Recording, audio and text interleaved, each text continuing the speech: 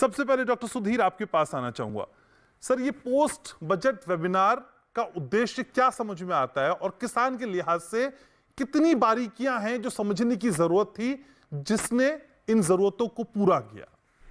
ये post budget webinar का main मतलब तो यही है कि उसके बाद थोड़ा जागरूकता पैदा हो किसानों में भी या और सभी लोगों में, और किसान उसके बजट में जो प्रावधान किए गए हैं उसके लाभ के लिए उसके बारे में समझे। ऐसा पहले नहीं होता था, लेकिन अभी कई पोस्ट बजट वेबिनार करके इस तरह का किया जा रहा है, जिससे कि किसान भी समझें और बाकी लोग भी समझें कि बजट में क्या प्रावधान किए गए हैं।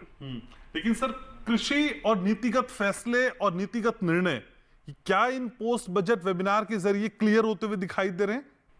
बिल्कुल क्लियर होते दिखाई दे रहे हैं, क्योंकि उससे लोग सवाल जवाब भी कर रहे हैं, पूछ भी रहे हैं क्या क्या कन्फ्यूज़न है उस तरह का है, तो उससे बिल्कुल क्लियर हो रहे हैं। तो क्या बजट में इस तरह की गुंजाइश थी कि कुछ बातें समझ में नहीं आ रही थी, जिसकी वजह से इस तरह की वेबिनार्स होने चाहिए थे और हो रहे हैं?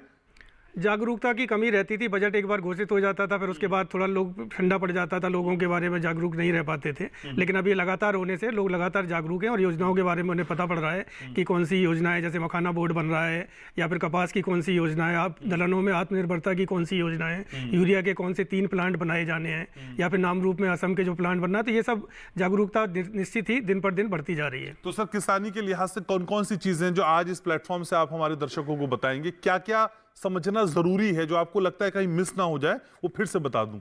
सारी योजनाएं, जैसे किसान क्रेडिट कार्ड की लिमिट 3 लाख से बढ़ाकर 5 लाख कर दी गई है, लोन की लिमिट।